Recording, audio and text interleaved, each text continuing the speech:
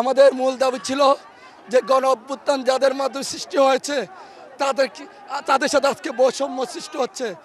আপনারা নিশ্চয় জানেন এই জুলাই সনদের যে খসড়া সেখানে সংশোধন আমরা দেখতে পাইনি।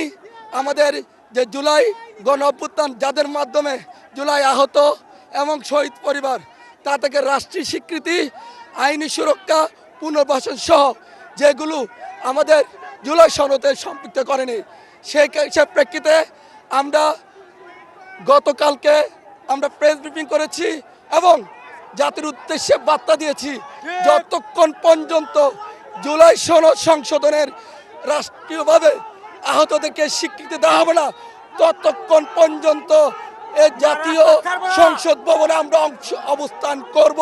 জুলাই সনদের ভিতরে আমাদের কোনো আইন বা কোনো সুরক্ষা দেওয়া হয় নাই।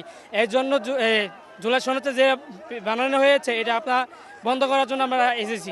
আমরা রক্ত দিয়েছি, হাত দিয়েছি, পা দিয়েছি, চোখ দিয়েছি, আমাদেরকে অবমূল্যায়ন করা হয়েছে, আমাদের নিরাপত্তা বিধান করা হয় নাই, আমাদের ভবিষ্যতে কোনো স্বীকৃতির ব্যবস্থা নাই। সুতরাং এই সনদ যদি বাস্তবায়ন হয় সবচেয়ে বেশি ক্ষতিগ্রস্ত হব আমরা জুলাই যোদ্ধারা। আপনাদের স্বীকৃতি দিয়ে তো জুলাই ঘোষণাপত্র প্রণয়ন করা হয়েছে। ঘোষণাপত্র ছিল একটা ধাঁধা, মানে আমাদের সাথে একটা ধোঁকাবাজি। সেই ধোঁকাবাজি মূলে ঝুলানো, আমরা তখন কিছু বলি নাই।